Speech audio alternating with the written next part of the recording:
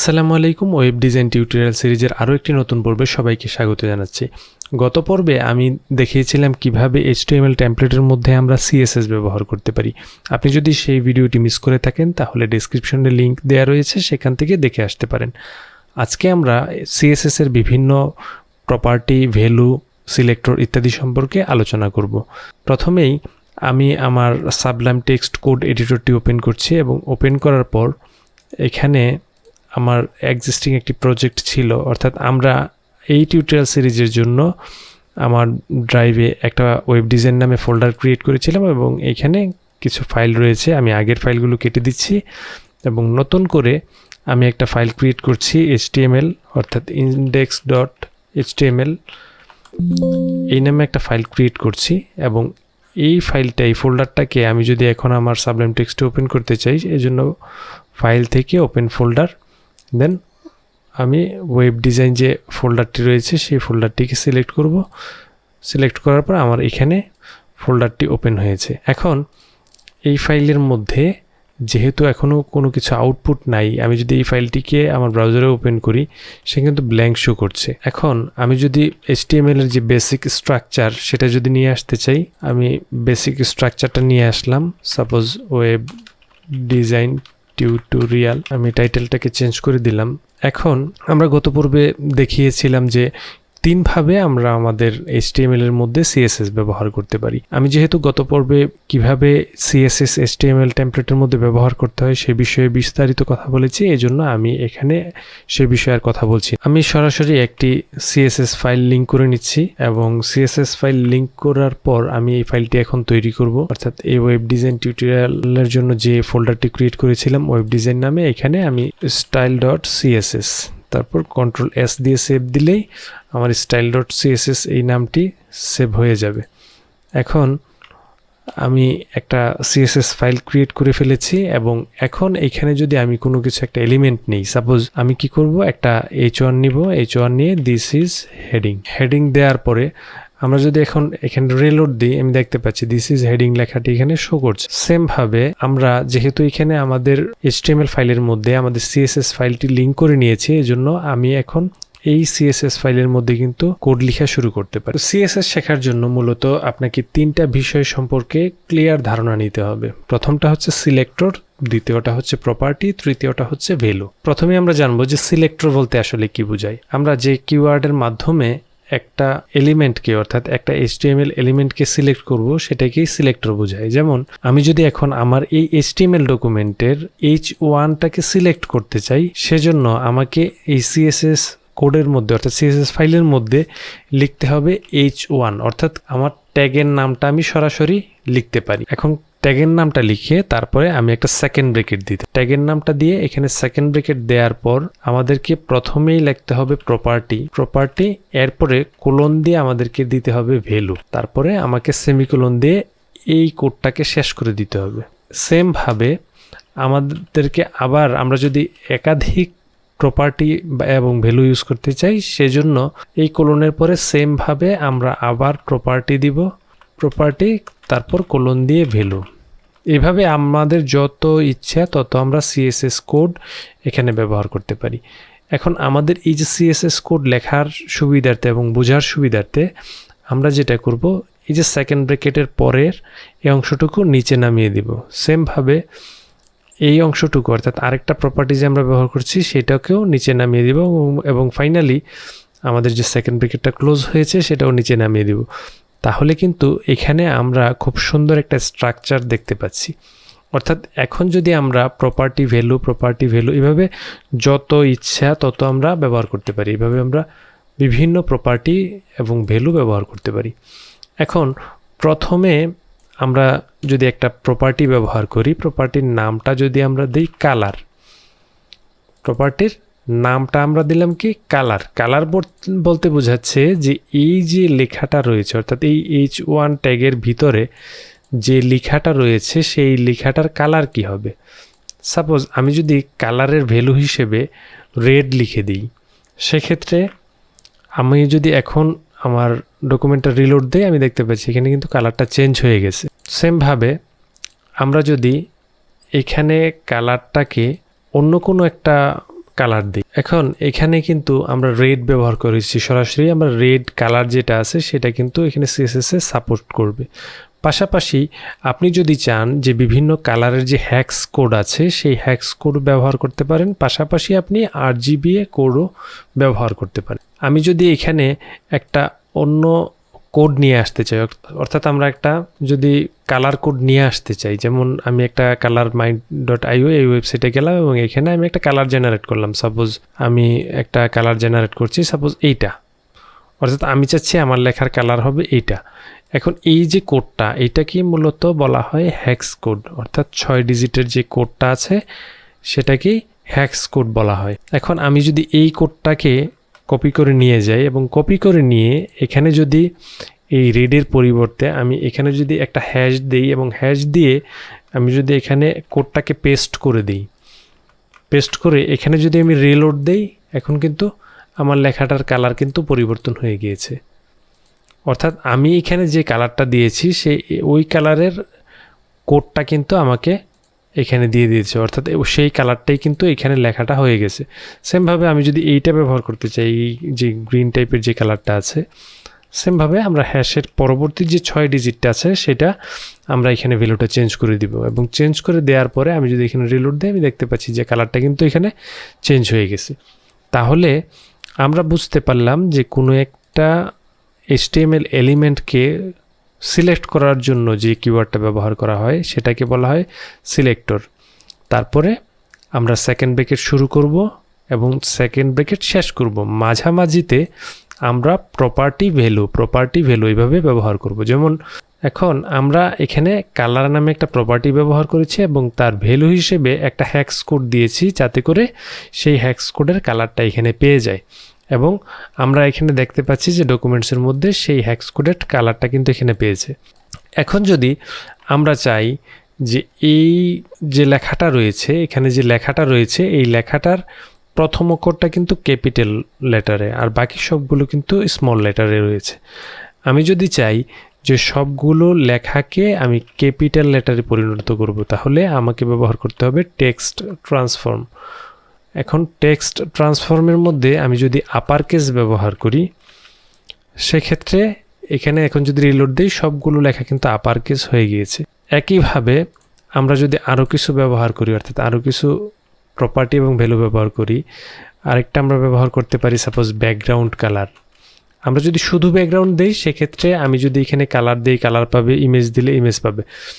এবং আমরা এই শর্ট হ্যান্ডের জন্য মূলত ব্যাকগ্রাউন্ড যে প্রপার্টি আছে সেটা ব্যবহার করব, সেটা নিয়ে আমি পরবর্তী কোনো ভিডিওতে আলোচনা করব। আপাতত আমরা সিঙ্গেল যে কমান্ডগুলো আছে, অর্থাৎ প্রপার্টি ভ্যালুগুলো আছে, সেগুলো দেখব। এবং আমরা যদি ব্যাকগ্রাউন্ড কালার চেঞ্জ করতে চাই, এই জন্য আমাদেরকে ব্যাকগ্রাউন্ড দেন হাইফেন কালার এই প্রপার্টিটাকে ব্যবহার করতে হবে। এবং এইখানে আমরা যদি আগের মতো করে রেড দিয়ে দিই, আমাদের এই লেখার ব্যাকগ্রাউন্ডটা কিন্তু রেড হয়ে যাবে। তারপরে আমরা যদি আরও একটু কিছু একটা দেখি, অর্থাৎ আমরা যদি দেখি যে এটার ফন্ট সাইজ, অর্থাৎ ফন্ট সাইজ এটা একটা প্রপার্টি এবং ফন্ট সাইজের ভ্যালু হিসেবে বাই ডিফল্ট 16 পিক্সেল থাকে নর্মাল টেক্সটের জন্য। আমি যদি এখানে 16 পিক্সেল করে দিই, অর্থাৎ এই হেডিং টেক্সটটাকে যদি আমি 16 পিক্সেল করে দিই, একটু রিলোড দিই, আমি দেখতে পাচ্ছি এটার সাইজ কিন্তু ছোট হয়ে গিয়েছে। এখন আমাদের এই ওয়েবসাইটের মধ্যে বা HTML টেমপ্লেটে H1 যেহেতু একটা আছে, সেজন্য আমরা কিন্তু নর্মালি এইভাবে স্টাইল করতে পারছি। কিন্তু এমন হতে পারে যে আমাদের এই যে এলিমেন্ট, অর্থাৎ H1 যে এলিমেন্ট, এটা যদি ডাবল হয়, সাপোজ এখানে আমি 1 রাখলাম, এখানে সাপোজ 2 দিলাম, অর্থাৎ এখন কিন্তু H1 আর একটা নেই, H1 কিন্তু এখন দুইটা। এখন আমি চাচ্ছি কি যে এই H1 এর মধ্যে প্রথম যে H1টা আছে সেটাই আমার এই স্টাইলটা পাবে, দ্বিতীয় যে H1টা আছে সেটা এই স্টাইল পাবে না। এজন্য আমরা যে কোনো HTML এলিমেন্টের মধ্যে ক্লাস নামে আমরা একটা অ্যাট্রিবিউট ব্যবহার করতে পারি। এবং ক্লাস ব্যবহারের কারণ হচ্ছে আমরা যাতে CSS এর মধ্যে সেই ক্লাসটাকে ধরে আলাদা বিভিন্ন ধরনের স্টাইল করতে পারি। কেমন, আমি যদি লিখি যে টাইটেল 1, এখন আমি কি করলাম, এই যে প্রথম যে H1টা রয়েছে সেটার মধ্যে একটা ক্লাস ব্যবহার করলাম টাইটেল 1। এখন আমি যদি এই টাইটেল 1 ক্লাসের লেখাটাকে, অর্থাৎ এই যে ক্লাসের যে ভ্যালুটা সেটাকে যদি কপি করে নিয়ে এইখানে H1 এর পরিবর্তে যদি বলি যে ডট ক্লাস 1, অর্থাৎ এই যে আমি যে ক্লাসটা ব্যবহার করেছি ডট দিয়ে আমি ক্লাসের যে নামটা দিয়েছিলাম সেটা ব্যবহার করে এখন যদি রিলোড দেই তাহলে আমার কিন্তু যেই এলিমেন্টের মধ্যে ক্লাস বা টাইটেল 1 রয়েছে সেটাই কিন্তু স্টাইল পেয়েছে, বাকি যে এলিমেন্টটা রয়েছে সেটা কিন্তু স্টাইল পায়নি। এখন আমরা চাইলে আরেকভাবে আমরা আমাদের এই হেডিংটাকে সিলেক্ট করতে পারি। কিভাবে?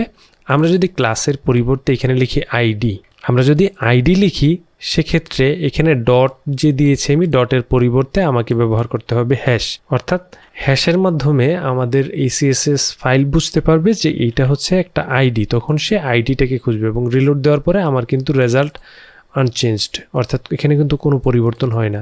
আমরা জানলাম যে আমরা আসলে HTML এলিমেন্টকে 3 ভাবে সিএসএস এর মধ্যে সিলেক্ট করতে পারি। প্রথম হচ্ছে আমাদের যে HTMLটা রয়েছে সরাসরি সেই HTML ট্যাগের নাম লিখে। দ্বিতীয়ত হচ্ছে আমরা ক্লাস ব্যবহারের মাধ্যমে, অর্থাৎ HTML এলিমেন্টের মধ্যে ক্লাস অ্যাট্রিবিউট ব্যবহারের মাধ্যমে। আর তৃতীয়ত হচ্ছে যে আমরা HTML এলিমেন্টের মধ্যে যে আইডি নামে একটা অ্যাট্রিবিউট আছে সেটা ব্যবহারের মাধ্যমে। এখন আমরা যদি চিন্তা করি যে আসলে আইডি আমরা কখন ব্যবহার করব এবং ক্লাস কখন ব্যবহার করব। আইডি হচ্ছে ইউনিক। আমরা সাধারণভাবে আইডি বলতে আইডেন্টিফিকেশন বোঝাই, অর্থাৎ আইডেন্টিফিকেশন বলতে কিন্তু এটা একটা ইউনিক এলিমেন্ট হতে হবে, অর্থাৎ আপনি চাইলেই এই আইডিটাকে একাধিক ভ্যালু দিতে পারবেন না। কেমন? যেমন আপনি যদি এইখানে আরেকটা টাইটেল তৈরি করেন এবং সেটার আইডিও যদি আপনি টাইটেল 1 দেন এবং এখন যদি আপনি রিলোড দেন, রিলোড দেওয়ার পরে এখানে কিন্তু কাজ করছে, এতে কিন্তু কোনো সমস্যা নেই। কিন্তু আপনি যখনই বিভিন্নভাবে এটাকে ভ্যালিডেশন করতে যাবেন তখন সে মাল্টিপল আইডি হিসেবে এটার জন্য আপনাকে একটা ওয়ার্নিং দেবে।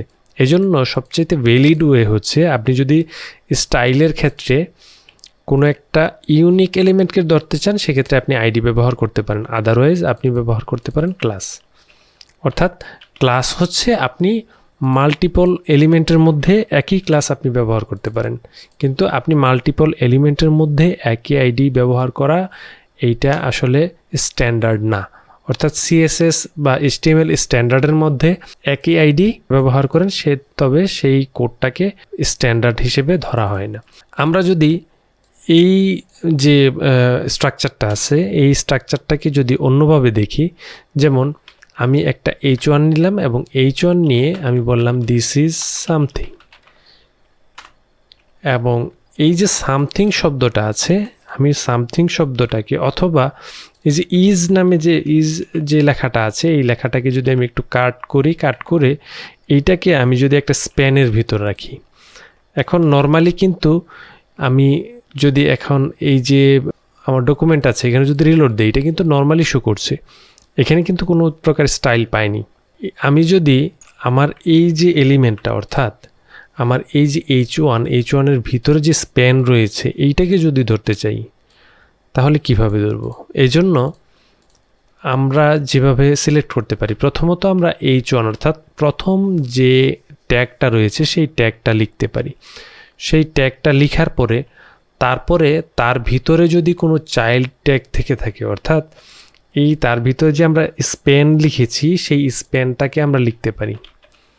স্প্যান লিখে দেন আমরা সেকেন্ড ব্র্যাকেট দিয়ে দিতে পারি, অর্থাৎ এর মাধ্যমে এখন সিলেক্টরটা বোঝাচ্ছে কি যে H1 এর ভিতরে স্প্যান।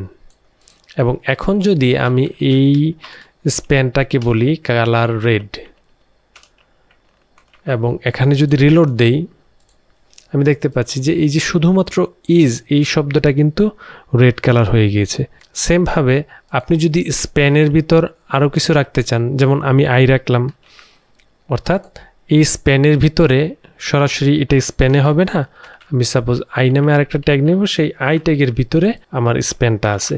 এখন যদি এখানে রিলোড দেন অর্থাৎ আমি কিন্তু লিখেছি কি H1 এর ভিতরে স্প্যানের ভিতরে আই, এইভাবে আপনি যত খুশি চাইল্ড এলিমেন্ট কিন্তু ব্যবহার করতে পারেন। এখন যদি রিলোড দেন এখানে আই ট্যাগটা কিন্তু রেড হয়ে গেছে। অর্থাৎ আমরা এইভাবে বিভিন্ন চাইল্ড এলিমেন্ট অর্থাৎ একটা ট্যাগের ভিতরে আরেকটা ট্যাগের ভিতরে আরেকটা ট্যাগ এইভাবে কিন্তু আমরা সিলেক্ট করতে পারবো। সেমভাবে আপনি যদি চান যে এখানে একটা ক্লাস দিবেন, সাপোজ এখানে আমি একটা ক্লাস ব্যবহার করলাম হেডিং, তারপরে আমি স্প্যানের মধ্যে একটা ক্লাস ব্যবহার করলাম স্প্যান লিখতে পারি, তারপর আই এর মধ্যে আমরা একটা ক্লাস ব্যবহার করলাম ইজ। এখন আমরা যদি সিলেক্ট করতে চাই সেক্ষেত্রে আমরা h1 এর ক্লাস দিয়েছিলাম যেহেতু হেডিং ডট দিয়ে হেডিং স্পেস, স্প্যানের ক্লাস দিয়েছিলাম আমরা স্প্যান, এজন্য এখানে ডট দিচ্ছি যেহেতু স্প্যান দিয়েছিলাম ক্লাসের নাম। আই এর ক্ষেত্রে আমরা কিন্তু দিতে পারি ডট ইজ। এতে করে কিন্তু আমার যে স্টাইলটা এই স্টাইলটা কিন্তু পরিবর্তন হবে না, অর্থাৎ স্টাইলটা কিন্তু পেয়ে গেছে।